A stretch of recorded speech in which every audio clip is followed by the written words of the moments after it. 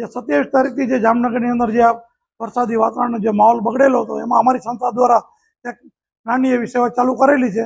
એમાં પહેલા દિવસે અમે 27 તારીખે 6 થી 7,000 લોકોની પ્રસાદી બનાવેલી અને આજની તારીખ સુધીમાં 30 તારીખ સુધીમાં અમે લોકોએ બપોર સુધીમાં 40,000 આસપાસની પ્રસાદી બનાવેલી છે. અને લોકોને અને સામાજિક સંસ્થાઓને અપીલ કરેલી છે, કોર્પોરેશન અને કલેક્ટર ઓફિસને કે અને સામાજિક કાર્યકરોને અહીંયાથી અમે રાંધેલું અનાજ આપશું. આપ બધા સાથે મળીને સેવા કરી જેથી કરીને કોઈ ભૂખ્યું ન સૂવે એના માટેનો અમારો એક નાનો એવો પ્રયત્ન છે. અત્યારે આ સેવાની અંદર 10 થી 15 કાર્યકરો છે અને આધુનિક મશીનો પણ અમારી પાસે છે, જે ગયા વીકમાં જ અમે વસાવેલા છે.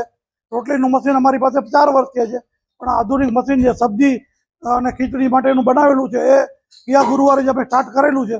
એમાં 1 કલાકની અંદર અમે લગભગ ત્રણેય વસ્તુ થઈને 35 મિનિટની અંદર એક ઘાણું ઉતરે, એમાં 2000 લોકોની રસોઈ તૈયાર થઈ શકે છે. જલારામ અન્નક્ષેત્ર છેલ્લા 28 વર્ષથી બંને ટાઈમ ચાલુ છે વીરપુરની જેમ, અને 98માં મેં આ સંસ્થા શરૂ કરેલી છે.